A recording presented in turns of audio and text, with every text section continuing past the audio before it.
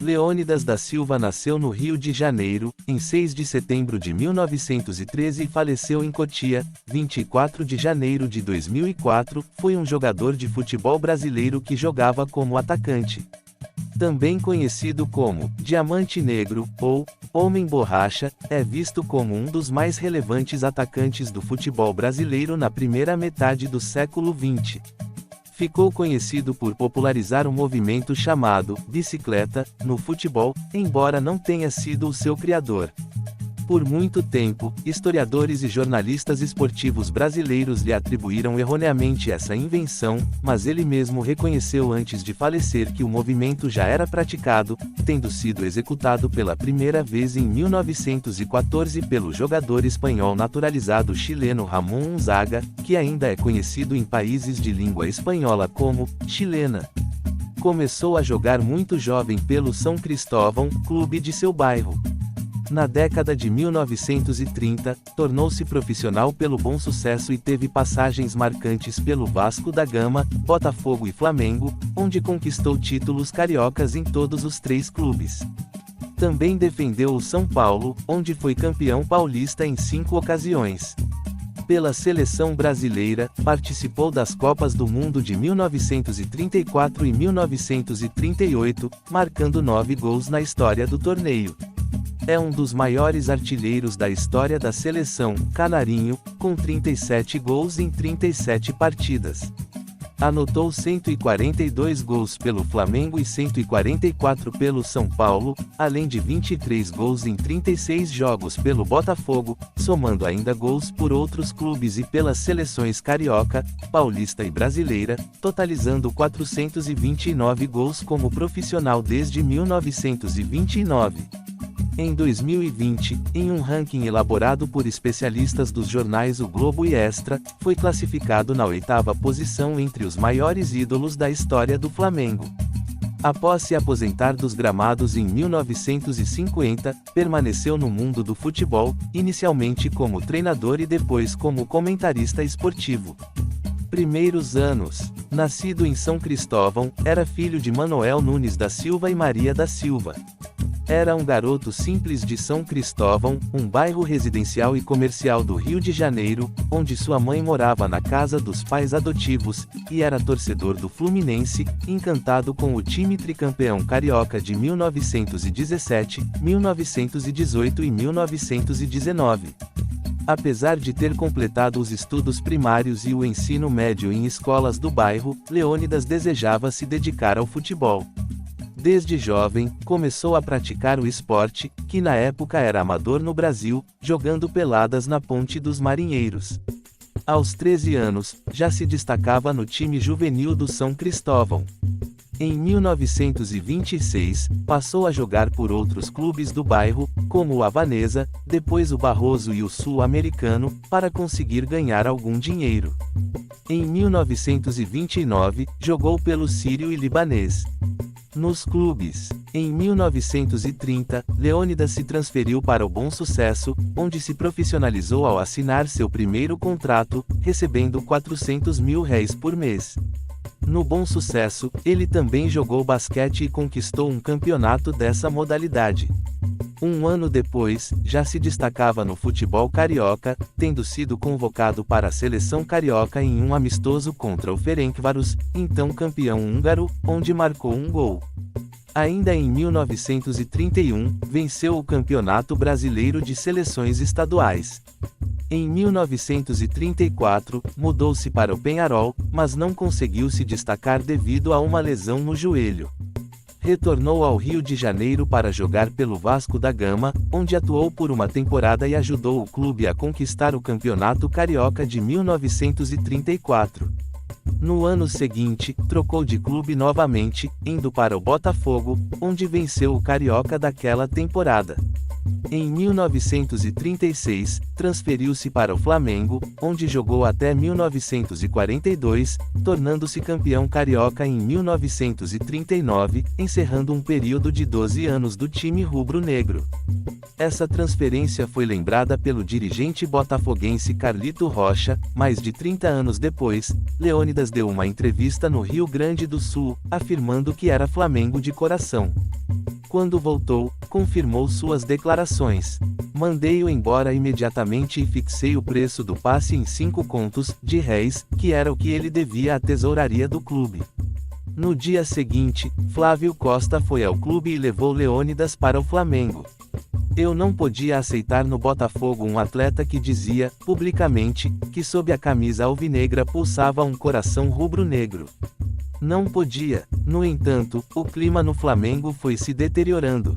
No início de 1941, ele se recusou a participar de uma excursão à Argentina por estar lesionado, além das constantes participações em propagandas, o que gerou problemas com os dirigentes.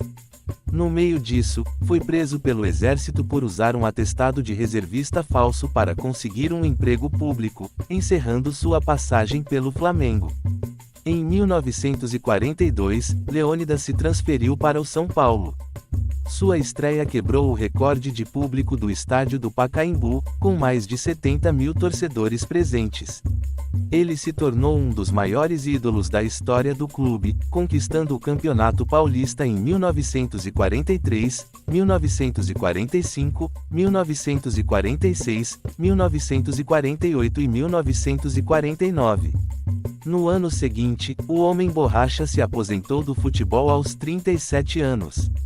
Na seleção brasileira, aproveitando uma lesão do famoso atacante Nilo, Leônidas teve a chance de jogar pela seleção brasileira em 4 de dezembro de 1932, em um jogo contra o Uruguai no Estádio Centenário, pela Copa Rio Branco. O jogador foi convocado enquanto atuava pelo Bom Sucesso, ao lado de seu companheiro de ataque Gradim. O Brasil venceu a partida com 2 gols do jovem Leônidas. Em 1934, ele foi convocado para a Copa do Mundo na Itália, onde marcou o único gol da única partida da seleção brasileira na competição.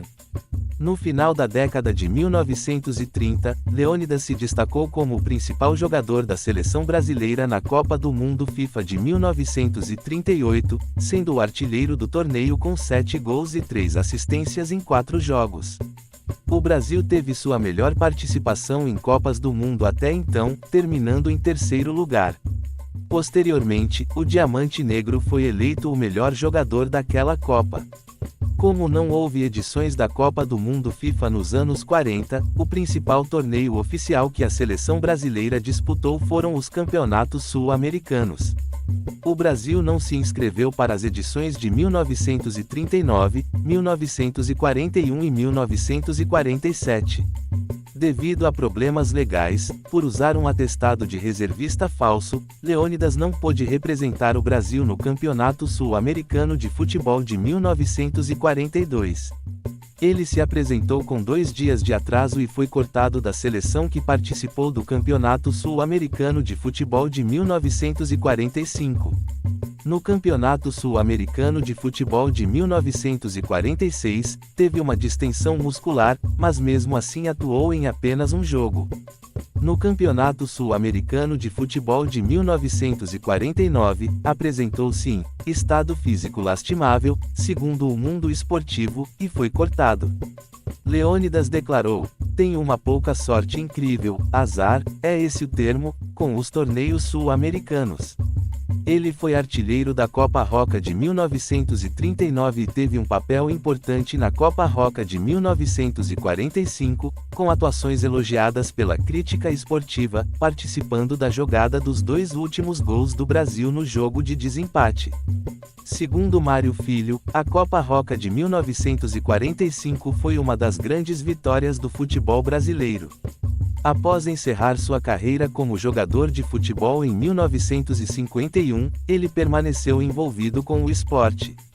Atuou como técnico do São Paulo em 1951 e entre 1954 e 1955. Com um temperamento forte, teve desavenças públicas com alguns atletas, chamando Artêmio Sarcinelli de bonde e Bauer de jogador acabado. Sua saída foi considerada pelo mundo esportivo como uma vitória dos jogadores. Em seguida, tornou-se comentarista esportivo, sendo visto por muitos como um comentarista direto, rigoroso e polêmico. Recebeu 7 troféus Roquete Pinto ao longo de sua carreira. Ele também fez uma participação especial no filme brasileiro, Susana e o Presidente, lançado em 1951. Sua trajetória como radialista foi interrompida em 1974 devido à doença de Alzheimer. Durante 10 anos, viveu em uma casa de cuidados para idosos em São Paulo, até falecer em 24 de janeiro de 2004, em decorrência de complicações relacionadas à doença. Foi sepultado no Cemitério da Paz, em São Paulo. Leônidas recebeu reconhecimento de historiadores e jornalistas esportivos brasileiros por ter criado a bicicleta. Ele mesmo se considerava o inventor dessa jogada plástica, mas antes de falecer, reconheceu que o movimento já era praticado, sendo a primeira execução feita em 1914 pelo jogador espanhol naturalizado chileno Ramón Unzaga, que ainda é chamado de chilena em países de língua espanhola. A primeira vez que Leônidas realizou essa jogada foi em 24 de abril de 1932, durante uma partida entre Bom Sucesso e Carioca, onde o Bom Sucesso venceu por 5-2. Pelo Flamengo, ele a executou apenas uma vez, em 1939, contra o Independiente, da Argentina, e essa jogada se tornou bastante famosa na época.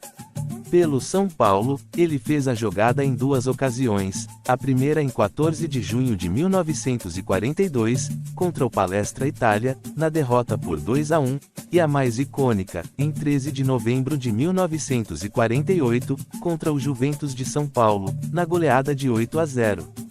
No filme de 1951, Susana e o Presidente, Leônidas representa algumas jogadas, incluindo a bicicleta.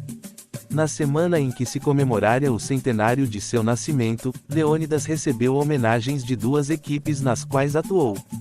Na Série A, o Flamengo, em partida contra o Vitória, usou uma camisa com a hashtag Leônidas100 nas costas.